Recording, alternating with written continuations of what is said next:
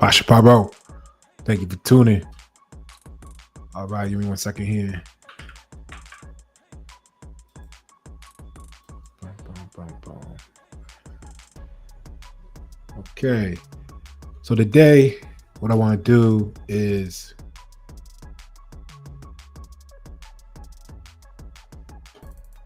go over. But hold on 1 second here.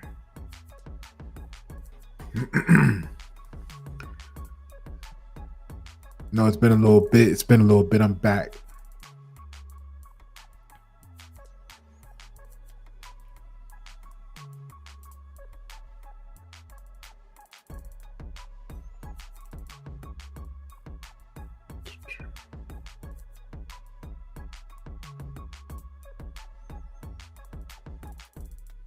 All right.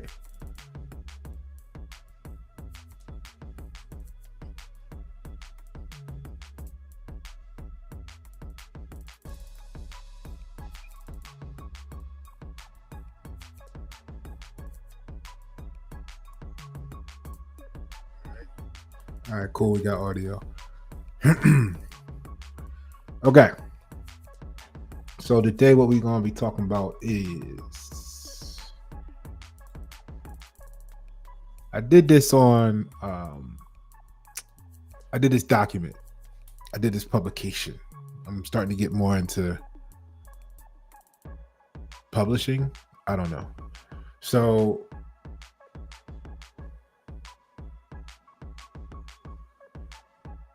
this one in particular is on turning it. It's called Turning the Tide. We're going to be taking a look at Seagate Technology. All right. So if you're familiar with them, they make a variety of electronics for the computers and storage devices and stuff like that. Hard disk drives. Check them out. If you're not already familiar, get familiar. So we're going to be looking at that. And I promise you're going to get an interesting perspective of how your logo affects your ability to produce beyond what you think. I talk to people all the time, and some people be like, "Oh, I'm good," but then when you ask them, if I ask them about the logos, because I could do flyers, I could do this, I could do that, but I mean, it's just not. I find a lot of joy in producing the logos. Doing the psychology, doing this research, the whole puzzle of creating, and that's where I really have the most fun, right? Outside of music. So, a lot of people, whatever they want to, I'm doing me. I'm not concerned what they're doing. What we doing is we doing high quality. We're doing it in a quick turnaround time for what you're getting, right? And you can't really ask for much more than that, right? And the price is what it is for what you want. So what you getting? Now, what happens? How do you judge what's a good logo, right? So we're gonna prove that it's not really about how much you pay. Like if you're dealing with the wrong people that didn't put in whatever the proper effort needed was. And it's always easier to find out what that effort was in hindsight. You know what I'm saying? Like anybody can look at the logo that Pasha produces and be like, I could have done that. Because I mean, honestly, you technically could have. But could you have? Would you have? Those are different questions. Okay? If you put in it's a lot of, variables. Like if you understand the stuff that I understand, if you put in the study to get this far, to know whatever it is, um, even if all of that is true, you're still pulling something out of the infinity as a one of one. And the chances of being able to do that in a parallel universe, someone else create the same thing, is astronomically interesting. I'll just say it like that, right? It's interesting. So it's always easy in hindsight to say, hey, look, this could have been done, this could have been done, this could have been done. So by all means, when I break this logo apart for Seagate, don't think that it's me saying you can't really, to a point you could say, hey, this may have been considered, especially when you consider the resources given to produce this logo was $1 million plus. So you could say with that type of budget that maybe the thought process should have been there to catch this failure mode effect analysis that we're going to review today.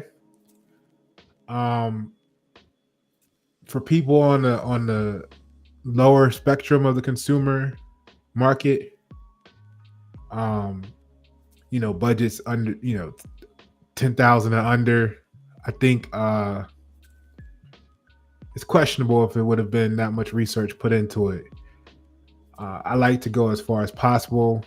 My design reports running 35 to 45 pages.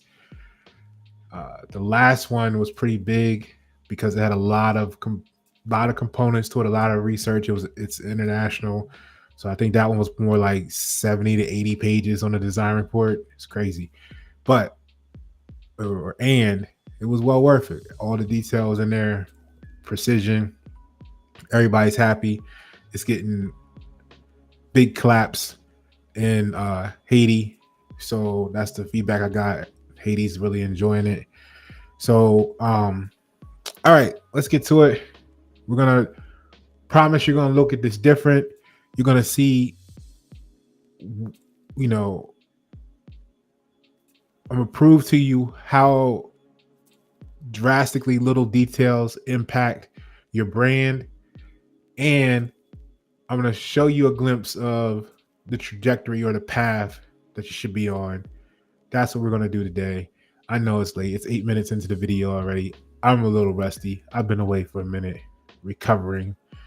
It's always something. So, one thing I noticed is that when you have a bunch of toxic people around you, right?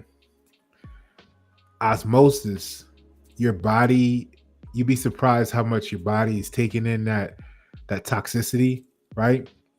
And as soon as you kind of clear out that space, now your body has the ability to reverse osmosis the toxicity. And you'd be surprised how, like, when you clear out negative people from your circle, your set around you and whatever, you'll wind up like with weird, I ain't gonna say illnesses, but weird ways your bodies want to cleanse itself.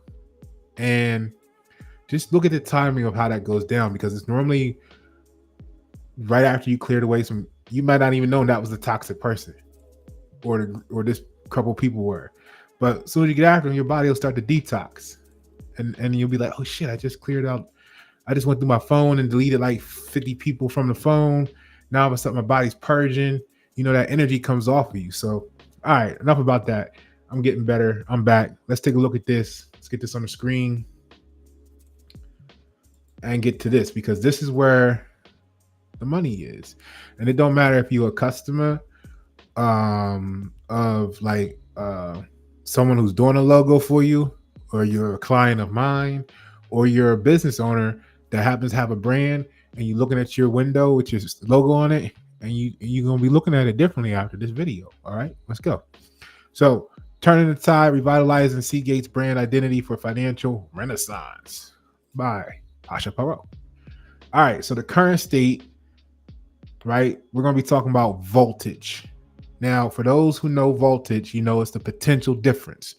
So when I talk to people and they're like, and I'm asking them what's going on with their business or their brand, I know they need a new logo, right?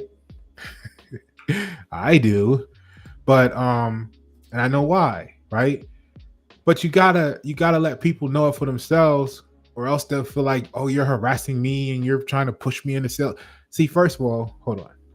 First of all, what Pasha's trying to do, or actually what Pasha is doing slowly but surely, and it's growing, it's picking up momentum. I appreciate you all. Pasha is creating sustainable communities. Now, the way I see that is I have to put as many people in position to be strong in their business and brand as possible before the 2030 agenda, whether it's real or not, right? We know it's real, but whether it actually kicks off in 2030 or not, we need as many people in position with whatever business you got, whatever brand you got, pushing your brand, growing your brand, becoming galvanized in the community so you can be sustainable, so that the community can be sustainable around you. Because what we keep, I don't want to say we, but what we keep banging into the wall, running into the wall against is a simple quote that we can't boycott what we have not created a system to replace yet. And I don't know who the HNIC is in whatever office that runs this United States citizenship, but we can't do anything different until we build the system to replace it. So that's what I'm doing. I stopped talking about it. I'm out here finding people who got businesses who recognize they don't even gotta admit what I'm telling them. Just recognize you want to be better. Invest in yourself. I'm gonna take care of the rest for you. I'm gonna put you there, and then you can act like you don't know me. Once I get you to the promised land, you're gonna act like you don't know me. That's cool, right? For those that do that, that's cool because I did my part. You there. Now go be great so that you can make the community great around you. And for those that still rock with me after, we're gonna keep building. We're gonna keep growing. All right, let's go. So look, here's what it is. If you don't see the importance of that, then you'll never understand why I got the urgency I got. If we talk in DM or we talk on the phone or we talk in a video meeting on Zoom, yeah, it might sound like I'm pushing because you need to understand not just your life depends on this. Your neighbor's life depends on your success. Your future generation's life depend on your success. Your community depends on your success. Your school district might not be there if your business don't succeed. Actually, if your school district isn't there and your business succeeds, then your kids can go to school in the homeschooling building that your community built together because your businesses are strong and sustainable, and now you can provide your own education for your communities. See, that's where I'm at with this thought process. You know what I mean? So when you tell me, when I talk to someone and they like, I'm good, what's your voltage? That's the current problem. Now, see, I like wordplay. You know, I'm an artist. You know, I make music. That's the current problem, right? Yeah, you talking about power, Pasha. You talking about right now, current. What you talking about? I'm talking about voltage is the potential difference. So when these selfish people sit up here because they making $80,000 a year at their business net, feeling like they good because they can afford their $400 car payment, their $2,000 mortgage, and they say they good, right? But they neighbor not. Okay, like I told the one person, you good, let's get your brand to the next level so you can need more staff so then you can go out in the community and get these young fellas and these young women coming up in the community and give them employment. Now you can become an employer. If you feel like you that good, then get good on the next level and start employing people. Like, why we stop? Why we stop? That's stagnation. All right, we'll do another video on that. I've done plenty on it, but let's go. Voltage, the potential difference, right? So the current state of Seagate, and like I said, this is Seagate. They make like billions of dollars in revenue a year, but I'm gonna show you how this logo cost them 7.18%. I'm doing it off the top of my head of year over year. So that means every year for like a decade, because they still hanging on to this logo, they lost on average 7.18%. Some years it was like 20%. Some years it was like 3%. But they lost over last year. They made last year. Each year they lost an average of 7.18% for a decade almost. So when I hear people talk about, "Oh, I'm good," that logo ain't good for you, man. I'm trying to tell you it ain't good for you. Or if you think you are good, you could be doing a lot better. Because that's where a lot of people, business owners, miss it. They miss it because they making the 80,000 and they feel like they good, but they don't realize they could be making 240,000 if they just let me tweak it for them. Let me rebrand you, show you how to put this magic together. Boom, boom, boom. Give you this strategy. Boom. You didn't know. Like I was talking to the one lady one time. She was like, she felt like her client annual value, right, or total value to her was like $8,000 annual value. So I started moving some stuff around, crunching some numbers, asking some questions, putting everything in the right spots. Blah, blah, blah. And by the time I got done, I was like, you really worth $1,000 an hour. Here's all the math right here. This is what you should be looking at. Your goal is not trying to get 8,000 per client. You're worth $1,000 an hour. Like where I'm seeing you should be going, when you divide that by how many hours in a year, you would be making $1,000 an hour. Like that's the numbers I'm talking to people, because they don't realize what they're worth. Like that's why I do this for corporate America. I don't want to do it for them no more. I came home to do it for the community, and the community like, no, we like being right. All right. So no, I'm not the logo guy that says, yeah, give me $50. I'm gonna draw this picture and ask you, do you like it? No, this is a scientific execution. This is a military movement. All right. I need you guys in position in your communities, and I need you to be strong. When I perform for my client, there is no repeat business. This ain't, not for the logo. If you want something else, cool. This ain't retail. Like I'm not making t-shirts. I'm not making sandwiches. I'm not in the industry where you keep coming back unless something, because it's done right the first time. Let's get to this, okay? So think about your business, think about your logo, and let's look at this.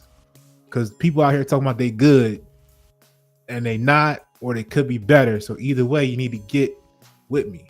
All right, current state of Seagate had experienced significant financial losses, reporting a GAAP loss of $529 million in fiscal 2023, an additional $184 million loss in Q1 2024. So they lost $184 million in one quarter. So if you went to the casino and you lost $250 last week, and your people's mad at you, just share this live with them. If you went and bought $40 worth of scratch off tickets and you only won 25 back, and your people's having a fit, just share this live with them. Right? The company's under pressure to restructure and may consider rebranding to revitalize its image and appeal to investors and consumers alike. Now that's my wordplay. They're under pressure. They may consider, because you gotta be politically correct. I'm not. So I'm telling them they need to rebrand as nice as possible. Right? All right. So fiscal year 2023 results. So we talked about the gap on the other side, but here's the gap loss per share. Cost of shareholders $2.56 each. And the total revenue of $7.38 billion. All right. So this marked a stark contrast between the previous year, where they actually had a profit. The fourth quarter of 2023, revenue declined nearly 40% in just the fourth quarter, dropping to $1.6 billion, a net loss of $92 million. This was attributed to a significant oversupply in data storage equipment, which is what they gave the press, which pressured prices, reduced gross margins from 28.9% to 19%. Okay. Yes. If there was a slowdown, but I'm going to tell you all that too, right? It makes sense after the COVID. So market conditions, the decline in demand for hard drives, particularly in the enterprise sector, was a critical factor. Weak enterprise spending, the challenges in the Chinese, weak enterprise spending and challenges in the Chinese market further complicated the situation. Now I know what you're gonna say. Pasha, they're not selling, and you'll slow down. But no, I'm going to show you how this problem started and aligned exactly with the 10-year period that this logo has been on here. That's just the numbers recently. Remember, it's been doing this every year. All right, hold on a second. Stay with me.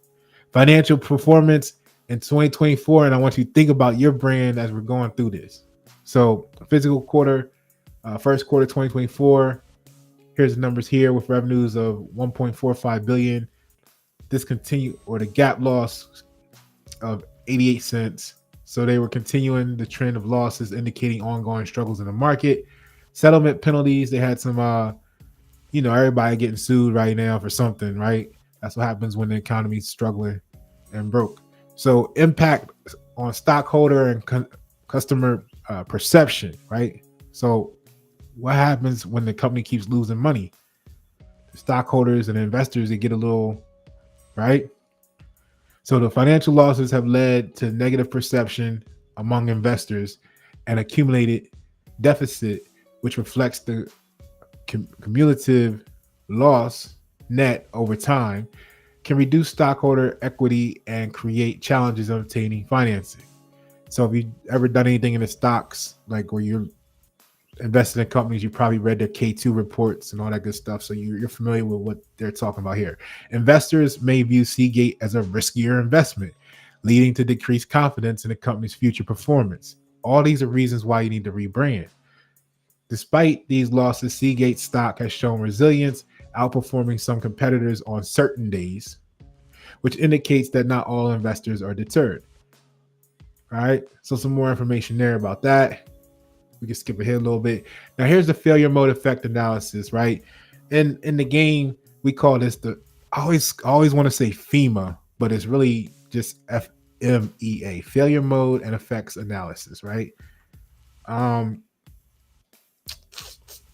me see here. So here's a view of the company's financials for the years of each logo era, right? So basically, it's the first logo. This is what it looked like right here. And it ran from 1979 to 1986. So during that period of time, the financial trends of Seagate technology, originally known as Shugart technology, was incorporated in 1978 November, right? Operations began in October with the co-founders, Al Shugart, Tom Mitchell, Doug Mahan, Finnis, this guy, Iftikhar. The company developed the first 5.25-inch hard disk drive, HDD, right? The 5 megabyte ST506 in 1980. And by 1983, Seagate has shipped over 200,000 units, generating revenues of $110 million. It's not too bad, right? $110 million, first 3 years, you doing your thing, right? Little logo popping up everywhere. Everybody want a Seagate. Okay. Now, 1986 to 2002. Okay. In 1989, see the logo changed a little bit. It kind of took out the fill. They did a little minor tweak to the typography. All right. So in 1989, Seagate acquired Imprimis Technology, the disk storage division of Control Data Corporation, which resulted in a combined market share of 43%. The acquisition significantly boosted Seagate's market position in 1996. Like, these are the type of conversations I want the public to be having about your business in 2-3 years. That's why I need to do your logo today, right? So we can get you moving. But in 1996, Seagate merged with Connor Peripherals, forming the world's largest independent hard drive manufacturer, right? So Seagate went private in the 2000 and re-entered the public market on the NASDAQ and STX in 2002. Okay, so we going on up. They going on up. They growing. They doing big things. Then they changed their logo to this. Okay, got a little This is the wave, I guess, for the sea. This is, the topography. Okay. So Seagate continued to expand through strategic acquisitions and restructuring. In 2011, the company changed its country of incorporation. Like we be over here changing our states, they changed their country. That's what the big boys do. They're like, nah, we're not gonna just put that shit in Delaware. Put that in the Cayman Islands, or or we're going. In this case, we're moving it from the Cayman Islands to Ireland, right? So, and they acquired Samsung's HDD business in December of the same year. In 2014, so look right there, Samsung is a powerhouse. So, if they acquiring stuff from Samsung, sections of the Samsung Corporation, they were doing pretty well. So in 2014, Seagate acquired these names, right? Xyratex. You tell me if I said that right. A storage systems company for approximately $375 million. The following year, Seagate acquired Dot Hill Systems for approximately $696 million. So that's what you do. You when they're expanding, you grow, you buy the competition up. Now you make them a part of your business, your brand, or you just here's some free game for you. You buy your supply chain. So if they're a company that supplies you with something you need, or can replace a vendor that you already have, now you can bring that under your own roof. Then it's kind of better for you to be able to do that, right? So you go ahead and buy them up. Now you have that whole part of your production supply chain that would have been coming from somewhere else in-house. So it makes sense. All right. Now here's where we get into interesting. Here's the logo. And yeah, I mean, don't fault the quality of the graphic. It's not a blurry. It's just that I took their little picture and I cut them out and I blew them up for the purposes of this PowerPoint presentation. And so it's a little pixelated. So don't judge the quality of the image, but that's the logo, okay? So it's like a little, I call it a whirlpool.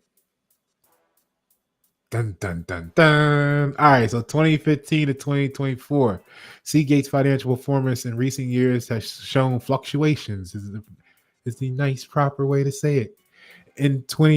Next time someone asks you how's everything going, just say we're experiencing some fluctuations. In 2020, Seagate announced the relocation of its headquarters from Cupertino to Fremont, California. The company also entered the object storage business in 2020, introducing Cortex, if we want to say it, but I guess the CORTX, whatever that is, and open source, or however you pronounce that, open source object storage software, right? So in 2021, Seagate's Technology Holdings became the publicly traded parent company of Seagate. And in October 2022, Seagate announced a restructuring plan to reduce headcount by 8%, equivalent approximately to about 3,000 jobs they had to cut. And that's one of the things I took a good bit of pride in, or I was really proud of. Not prideful, but proud when you hear me saying, hey, I was a green belt and at 3M, you hear me say stuff like, the last project I did for 3M, I led for 3M, not worked on, but actually led the project. It realized $750,000 increased annual sales potential, one-time investment of just $80K. So what that means to me is that I took a production line that was doing whatever numbers it was producing per year, that many units, and I made it tweaks to it. So now it produces $750,000 more product every year forever with just a one-time investment of $80,000. So if that's 10x almost the first year, then 10 years from now, the changes I made will be 100 times paid for itself. What that means to me is that when a business is struggling, they actually start to look for ways to save money. And what they do is they'll start shaving things, cutting things, cut this, cut that, cut your coffee, cut the free coffee for the break room. No more overtime. We still need to get all the product out, but no more overtime. Matter of fact, let's just get rid of 8% of the people. That's 3,000 jobs. And what they do is they take that number that they saved and on paper they slide it over into profit, even though it's not really profit. It's just they got rid of 3,000 jobs. But now they can put that savings, quote unquote, under profit, and then they look to scramble to cut some more stuff next year if nothing else works. So for me, when I could go into a company and I could make them say, "Here, put $80,000 into this. It's going to make you $750,000 more a year." That makes me feel confident that we're moving in the right direction instead of them coming in the next week saying they're going to cut 3,000 jobs. See, people might be talking shit about Pasha at work, don't even realize he's the only reason they still got a job. You know what I'm saying? That's what I be looking for the community to do. But, they might be talking shit too, right? So that's how it goes, though. So as you can see here, this is a real life example of what happens when Pasha's not involved in the company. All right, let's get back to it. Shameless plugs all over the place. Okay, so ranking based on performance, right? So 2002 to 2015 is number one. This period saw significant growth through strategic acquisitions and restructuring, positioning Seagate as a leading player in the storage industry. They were booming. 1986 to 2002 marked by major acquisitions again and mergers. This period solidified Seagate's market dominance, right? Now, second to the bottom, right? The only thing worse than this one here is when they just got started out the garage. I might be exaggerating a little bit, but you know that when they first made that 110 million in the very beginning over the 3 years, the very inception of the company, but followed only by that is the 2015 to 2024 time period. Despite recent financial fluctuations, Seagate continued to innovate and expand its product offerings. So the latent contributing factors. See, now COVID was March 2020 to May 2023, right? And what we have is 2024, right? Their annual revenue was $6.55 billion. Now, it's not too shabby from where we're sitting at. If you clocking it at a job or you probably watching me here, our businesses probably aren't doing $6.5 billion right now. So, they can lose 11% and still, they're getting it. Okay. But this is what I'm talking about. If your business lost 11% next year, what would that do for you and your family? Now, that's 2024 though. Remember, as above, so below. So Atomic Galaxy, your small business, Seagate Technology, same thing, just different numbers. All right. I'm used to dealing with big numbers. I used to order $50,000 worth of parts for a machine. PM. You know what I mean? Like, all right, from Germany. You know what I'm saying? Like, these numbers I'm comfortable with them, right? So annual revenue of $6.55 billion was down 11.28%. Now, if we go back to 2023, they had a revenue of $7.38 billion, and that was a significant decline of 36.68%. It's like I was talking to the plant manager at 3M. They changed their name now. And we were kind of joking about it because I was like, yeah, I remember, like, I told you guys for years, I said when I leave 3M, like, y'all should all, like, be concerned. And they were like, he was like, yeah, I know. And I said, I happened to look back at this the other day because I didn't realize they had changed their name. Like, I still talked to them, but we never talked about, hey, did the name of the company change? Like, no, but when we catch up. So what happened was they actually I left there in April because I'm looking at all this, I know it's great happening, right? You know me, I'm always that's why I ain't got no friends. When you know it's coming, nobody believes you, and then when it happens, nobody want to admit that you were right. So they just you just wind up by yourself. Except for the three people that's rocking with me right now. Big ups. So this is what happens. We build in 3 becomes 9, 9 becomes 27. That's what we do. Right? We finding the right people. Okay. That's all. It's gonna take some time. It's cool. I'm cool with that. I'd rather have 100 of the right people than 1,000 of the wrong. Right. So I left there in April.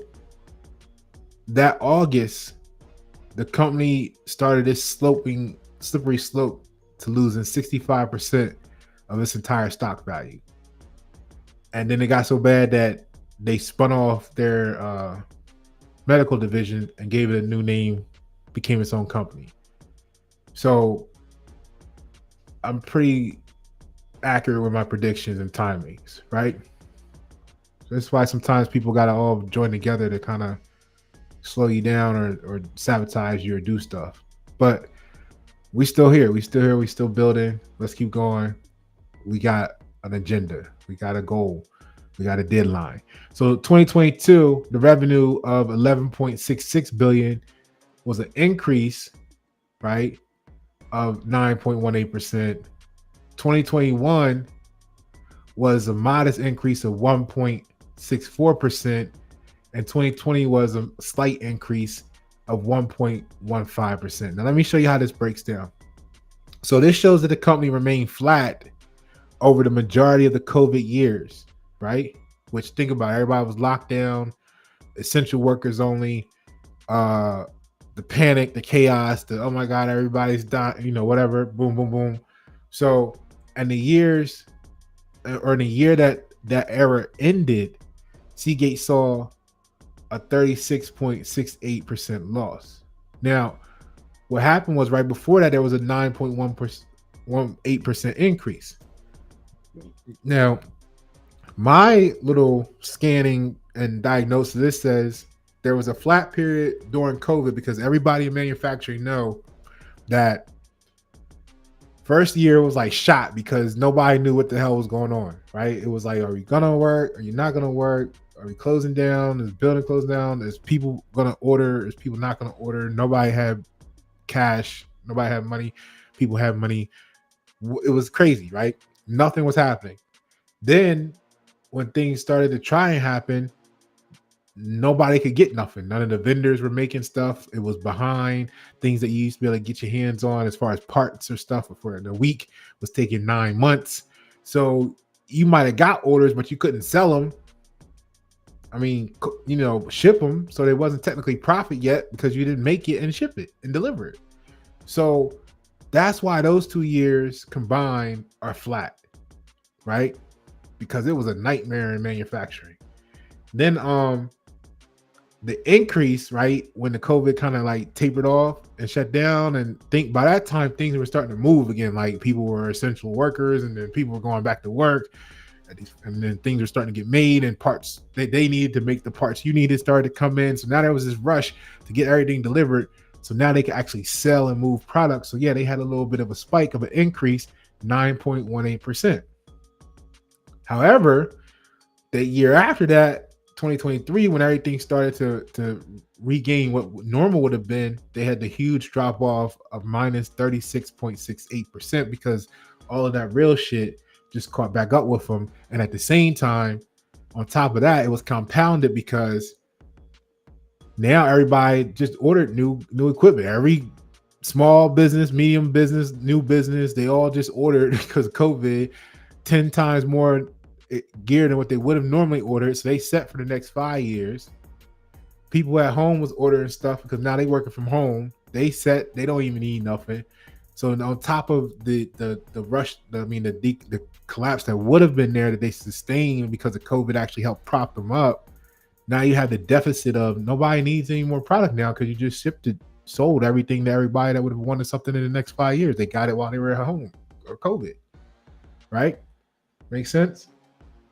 All right, let's keep it moving. So psychology, projection, understanding trauma triggers in the context of COVID-19. So the COVID-19 pandemic had a profound psychological effect on individuals, communities worldwide. The concepts of symbolism, energy, and projection can be viewed through the lens of collective trauma experienced during this time.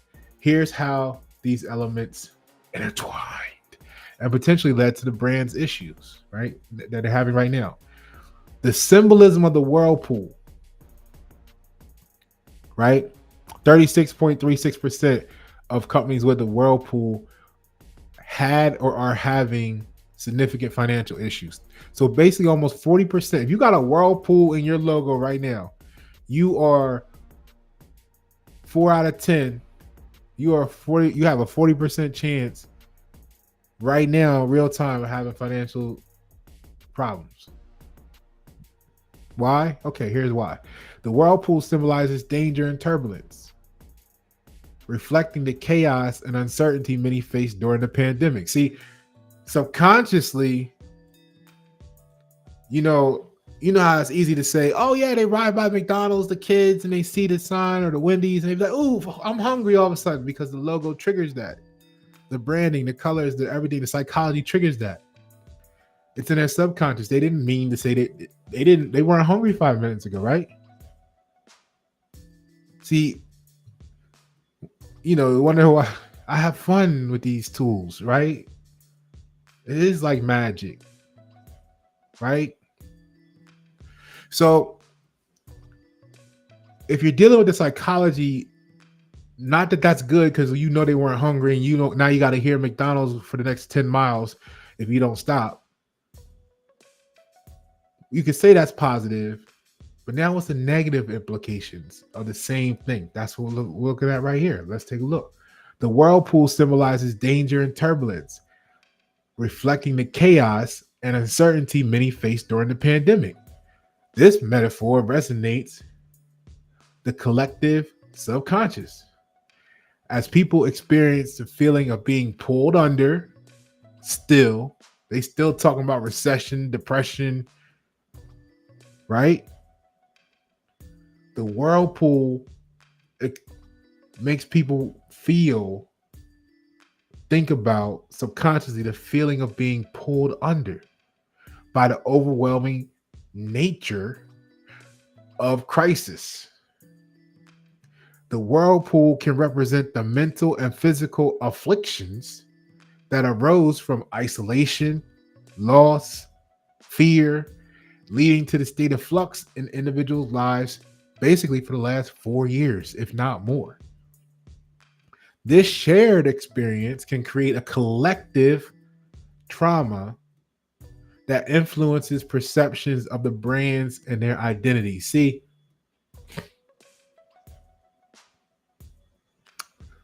when they say reputation precedes you, it's because the herd mentality of people, when one starts to think it, you know that converts into someone else feeling it too. This is why we gotta, certain ones that are here to do certain things, you have to be strong enough to overcome those random broadcast frequencies. You have to be able to control your own mind, because it's not that we don't have instinct. Like when you see the bear or the geese come out, they kind of have this instinct to just know they're geese and they just know what to do. Like they be, they know what to do. They do little geese and little bear shit, right? So it's not that we don't have that. It's that people don't realize they do. So it's, you can call it spiritual, you can call it whatever you want, but that's why when you're in these battles, you'll notice like when the wrong side of spirituality or whatever you want to call it, the enemy, the ops, the whatever is positioning themselves against here like that, you'll notice you'll start to meet people that you don't know. They may not even know any of the other people, but they start to side like them. It's because the energy found them just to attack you in that moment. And then if they inherit it, right? They'll keep on that presence, or they'll be consumed by that entity, that energy, and it'll live inside of them. And they don't even know why they're acting the way they act towards you. That's really what happens when people gossip about you and all this stuff. They're spreading the entity. The entity is cancerous, and then they get possessed. Anyway, let's get back to it. The law of attraction, right? Suggests that the thoughts and feelings can manifest into reality. If a company's logo or branding is subconsciously associated with negative experiences, like the draining effects of the pandemic, it could lead to a negative projection of energy onto the brand. Stakeholders may unconsciously associate the brand with the turmoil of the past few years, which can affect their interactions and loyalty. This projection can create a cycle where negative perceptions lead to diminished brand performance. So basically, now what you're doing is you're hypnotizing everybody with this logo, but you're giving them the wrong energy. And then you're stirring up all of this inner turmoil and conflict in them, and they push it back and project it onto the brand. The stakeholders are doing it, the customers are doing it, the co-workers are doing it, and then they're wondering why they can't do the numbers that they're used to doing right now. Right? Now, if you're looking to get down to a core group of people that you're shedding people that don't belong, that's one thing. But that wasn't what Seagate was trying to do here. Like that's what I do. Like I speak for that myself, because that's part of why I'm not shocked that I don't have 10,000 followers, because I'm looking for a very specific mindset. Remember, the Boston Tea Party, the Revolutionary War was only 3% or less of the population. I'm not looking for retail company numbers where I need 60% favor polls like people running for president. I don't need that. I don't want that, because 60% of the people aren't really into what we trying to do. So that would be bullshit anyway, right? Give me the 3%. 3% is 9 to 10 million people. That's what we need. We need about 9 to 10 million people in what you call America. I'm not even gonna say the United States. I need 9 to 10 million Americans. All right. So let's continue here. Energy translations and collective consciousness. Everything, including thoughts and symbols, is composed of energy. How many of y'all knew that? Songs, you wonder why my songs sound the way they do. Like, I'm very particular. This is why they don't want you to know about me. But I'm glad you're here. The collective trauma from CV-19 may have translated into a negative energy surrounding certain brands, especially if their imagery or messaging inadvertently invokes feelings of loss or despair. This negative energy can manifest in various ways, such as decreased customer engagement or negative reviews, further embedding the idea of a draining effect.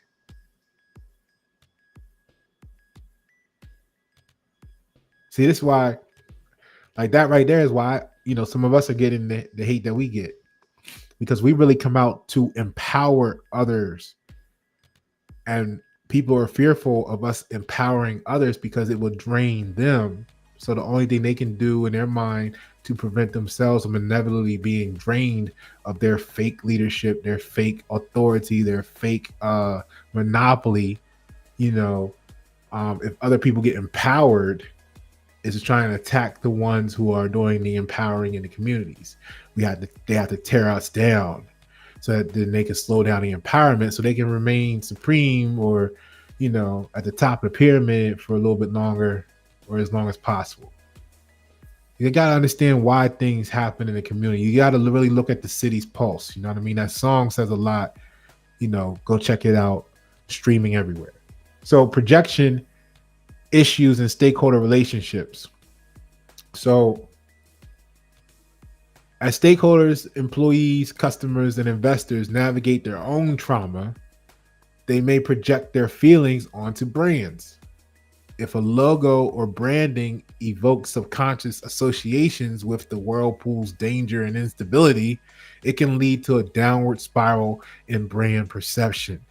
This projection can influence how stakeholders interact with the brand, potentially leading to a lack of trust or emotional connection. It's like when I used to work for these companies, I tell them like, nah, look, you gotta keep me in good energy, because when I'm not, you gotta realize and look at these other people. When they not, you gotta keep my whole team in good energy, because when they not in good energy, that negative energy gets translated into the work. It gets mutated into the work. Then guess what happens? You get customers calling talking about the part they got malfunctioned. It wasn't 100% quality like it usually be. Because it's the mutated. That negativity of the toxicity of the workplace mutated into their production. Like, this is how I come out. This is how I talk to these people. Like, because I know this stuff, and then I go show them. This is how I go to the company and be like, look, I need y'all to spend $10,000 on bottled water, so everybody in the building can have free bottled water to just be hydrated and healthy, and it'll help people work better, keep them have water at they work sites. They don't have to go far to get it, and it'll keep people from getting injured, from lack of distraction when they're thirsty, all kinds of stuff. Ultimately, keeping your risk down, because if someone falls out, hits their head, that's a lawsuit. Someone dies, that's a lawsuit. So let's keep them, everybody, hydrated and happy, right? Quality of human life, humanity first. All right. So people are going to say, but yeah, Pasha, the logo was changed in 2015. And you're talking about recent numbers centered around COVID. So let's look at that argument from the numbers, from the data. So 2019 revenue of 10.83 billion. That year was a decrease of 6.67% from the prior year. 2018 revenue of 11.59 billion. That was a small increase of 3.73% from the previous year. And then you can see the rest of them were downward. 2017, 11.16 billion, a decrease of minus 1.47%. That's modest. Then 2016, the revenue of 11.31 million. That was a decrease of 10.73% from the prior year. 2015, revenue of 12.66 billion. That was a decrease of 20.73% from the prior year.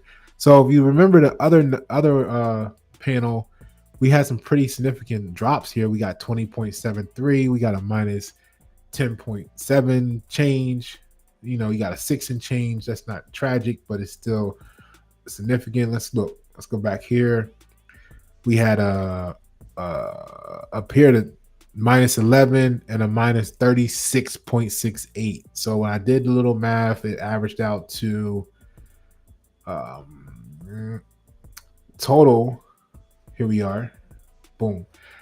From 2015 to 2024, it was an average of negative 7.18% from the year prior. And here's the whole listing of each year all put together and what happened and how much they lost. All right. So then I'll go to say, in fact, analysis highlights the financial trends of companies with Whirlpool type logos, showing that most have maintained strong financial performance, with 4 out of 11 experiencing notable revenue challenges. So that's where I get the 36.36%, because it was 10 companies with 3 of them throwing the Seagate. That's 4 out of 11. Boom. We could do a more extensive survey. There's small to mid-sized businesses out there with Whirlpool designs, I'm sure, and we could really collect this data up if we wanted to. But out of the 11 companies, 4 of them, 36.36%, are having issues. And this is everybody from Tide, Dunkin' Donuts was in this list, Baskin Robbins was having big problems, Pepsi, Fanta, Coca-Cola, the Whirlpool Corporation itself, LG Electronics, Samsung, Bosch, and Maytag was all a part of that list with Seagate. Like they said, 4 out of 11. So of these big names, 4, including Seagate, out of 11, 36.36% were having big problems with these Whirlpool logos. So we've proven why a brand refresh is required at this time for Seagate. All right.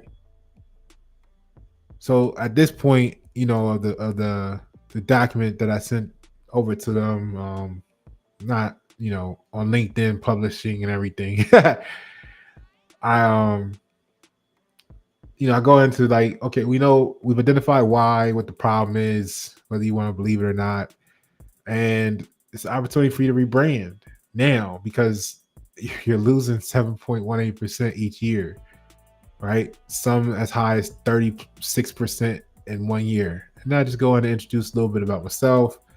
And I'm looking forward to working with companies, large and or small. I got to the point where, I really want to do, I really, it's a great, I see it as a great opportunity to, like I said, to create the sustainable communities. Sometimes it's a little bit of a challenge, getting clients to understand the value. You got to, I'm a creative dominant. I'm gonna keep it real with you. Like back when I was in sales mindset, when I was doing like sales and part of my job, and I was, 1,069% goal, that was 20 years ago. So I'm dusting the rust off, and I don't want to be a salesperson. Like I don't want to sell people a logo. I want to see, do you stand for America? Yes or no? Then we need to get you in position. That's really my thing. I'm not selling nothing, right? I'm not selling nothing. I'm servicing. I'm servicing humanity. And if you don't see the need, then to me, it's like you must not be human. Because the only thing that should stop you is if it's an affordability factor, right? Because if your business is not out here talking about us doing $7 billion a year, then we all need to collectively come together to get you there. That's the way I see it. There's no reason why, if they can do 7 billion, we can do 7 billion. Your business can do 7 billion. What you selling? Right? You think Pasha, I just make education pamphlets and workshops. You think Harvard ain't making billions of dollars a year? Oh, I'm just installing wall mounting TVs on the wall. You think there ain't something else you can do with those electrical skills? Oh, you comfortable? Oh, you good? Oh, that's where that come into play. Got it. Right? So outside of that, so what I started doing is I started I'm tweaking things, man. I'm trying to help the people out. I started, like Jay-Z song said, they ain't had it bread, I'll work with them. And so, I started making payment plans, and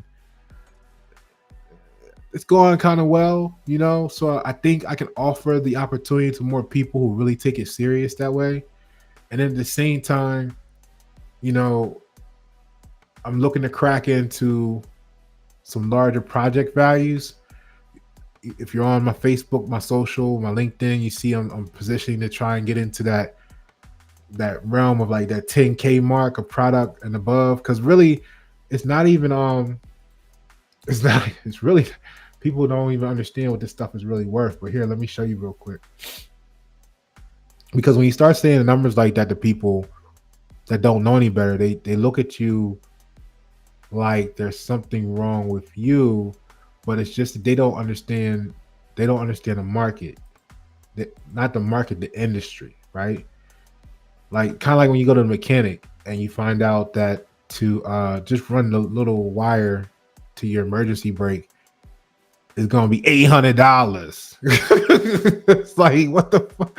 What the fuck you mean it's gonna be $800? Yeah, it's gonna be $800 for that. You know, if you weren't prepared for that, like you wouldn't know that that's really legit. And then you go do the research and look it up and factor in the mechanics little inflate and crazy rate time, and you're like, damn, that shit really is that much, right? That's why I'm not riding the whip now. They said they wanted $12,500 for my little piston problem when they said whatever happened when I was going through the lawsuit, and my car conveniently during the lawsuit decided all of a sudden it was going to have this magical problem.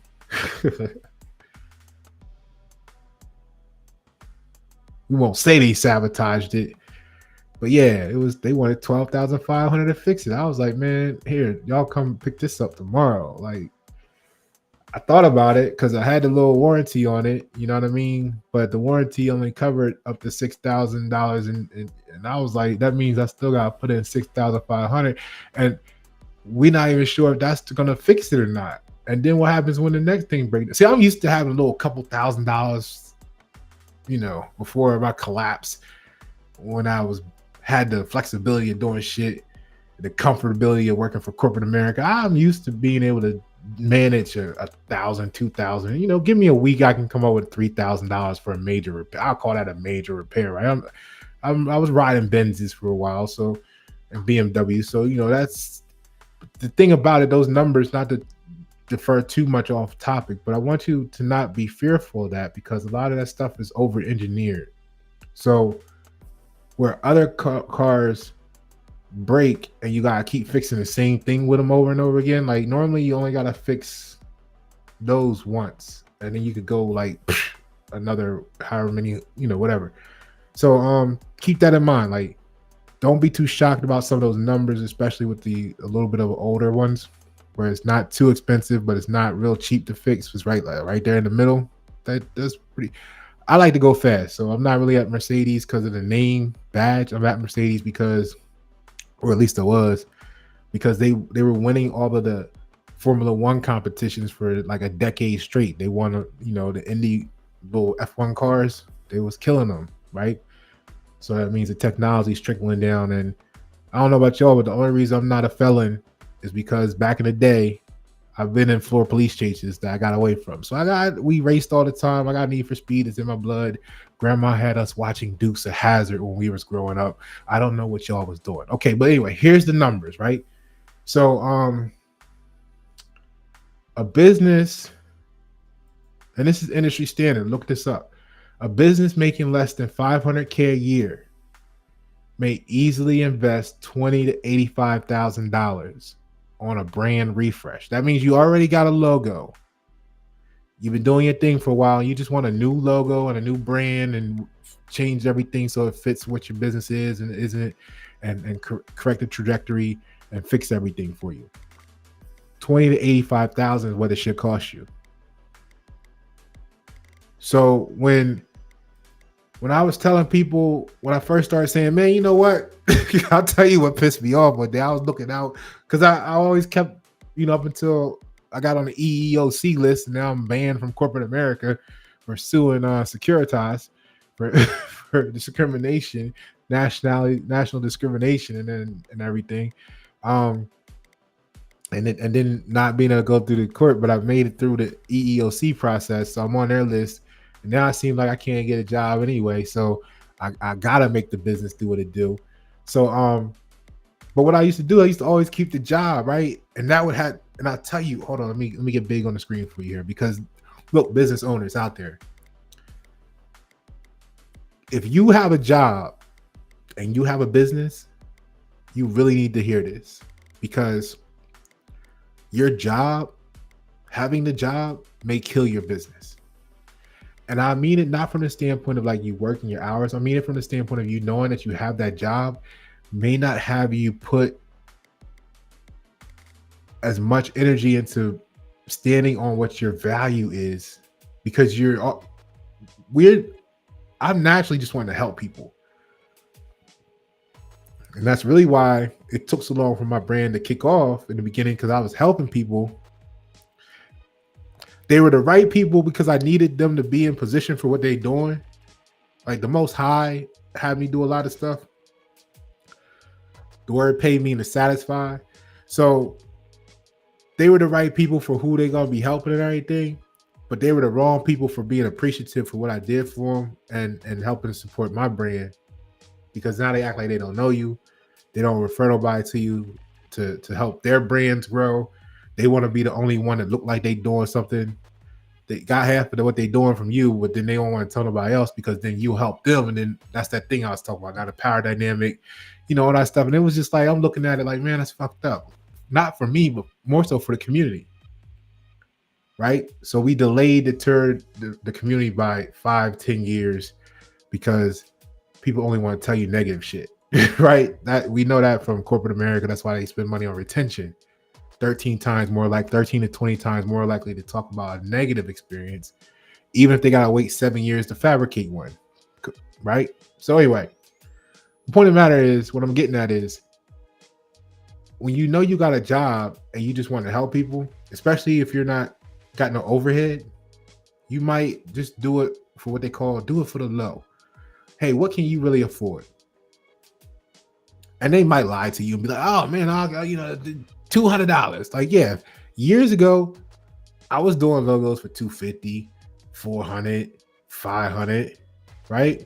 Because it was just like a number to me. What happened to me was I had this one client. I'll remember them forever, man. Because I like to move quick. Like, you know what I mean? Like, boom, my projects are going to take 1 to 3 weeks. Boom, boom, boom, boom. If something happens, we go over it, cool, but that's not normally the case. Blah, blah, blah, boom, boom, boom. Man, I mean, when you set ready to have your meeting on a client to follow up on the next stage, and look, let me show you this where we're at right now, and get your feedback on this, and then it take them 4 days to respond and do that. Oh God, like 4 days to respond, and they can't have the meeting till the following Tuesday. I mean, what the like? Look, when you charge $600 and that shit wound up taking 6 months, I was like, yeah, no, no more, no mas. No mas. Like you, and then when you do the research, they tell you, I started learning more shit, right? Like, oh, the clients that pay the, they're always and I didn't believe it at first. You hear this all the time. The clients that pay the least, they're the ones that give you the most trouble. And I was like, yeah, no, we're doing good. We're doing good. But that one was like, you know what? I need to really reconsider this. And that's when I started really looking into what the industry is charging for it. And that's when I found out a bunch of stuff. So I've been growing myself to industry standard levels because Pepsi paid $1.2 million for their logo. Even the new one, I think, was like $1 million. I'm talking about the circle with the smiley face and 3 colors on it. But I produced the same quality as their designs because I'm building and it's not talking about me, I'm talking about you, but I gotta say me because I'm the one doing it. So I produced the logo designs to the same quality and psychological values as Pepsi paid $1.2 million for. That's what I'm telling you about me wanting to give you the sustainability factor for the community, right? Now, if you position yourself for that Pepsi deal, telling you want to, even if you told them you wanted to do a logo for $50,000 for them, they would laugh at you. You wouldn't get the opportunity. They'll pay the $1 million for what they call risk mitigation. So the trajectory I'm going is I'm gonna make every logo $1 million logo because I want to get a portfolio of $1 million logos so I can do $1 million projects. If this is the trajectory I remain on, who knows, right? So that's my thing. Work with me, you're gonna get $1 million production. People don't understand that when you tell them, hey, right now they're going for $3,500 to $5,000. They're like, oh, look, what type of brand you trying to run here, right? So market research should be between $2,000 and $10,000. That means just when I go and do the research, that should be up to $10K by itself. We didn't even get to design nothing yet. Strategy development should be between $5,000 and $15,000. Professional services between $5,000 and $20,000. The design work should be between $2,000 and $10,000. Excuse me. Now keep in mind, because when I do my projects, they come with market research, they come with demographic studies, they come with psychology infusement breakdowns. They're saying just the design work should be between $2,000 and $10,000. Again, the market research between $2,000 and $10,000. The strategy development between $5,000 and $15,000. This is where you get the number of $20,000 to $85,000 for a brand refresh. So everybody I've ever done a project for, despite how they feel, they don't realize I look the fuck out for them. And then that's what happens. Looking out for the wrong people, you wind up being drained, which I learned during my collapse. But the collapse is what caused me to really get catalytic on my brand and start building it faster than I wanted to because I didn't have a choice. You know what I'm saying? I already had the talent. Not to say we can always learn some more. We can always get better. I'm not that guy that's saying I don't need to learn enough. I don't need to do nothing else. But what I do, I already had the skills. I just needed to build a network. And that's what I was working on slowly over the next year because I'm not looking for everybody. Some people might have the bread. I don't want to work with them because they're not the right people. They don't want to go in the right. They're not going in the direction that's going to. How I want to say it. We're not looking to arrive at the same place for the nation. So I wait to find the right people. All right. So yeah, Seagate, holla at me. Let's get this. I hear you giving out $1 million checks for the right design, even if you thought they were right and they were wrong. So if you paid $1 million for the wrong one, I mean, you might as well give me 1.5. Let me get you the right one. I got some people to take care of. All right. Pasha, Paroh, thank you for tuning. Peace.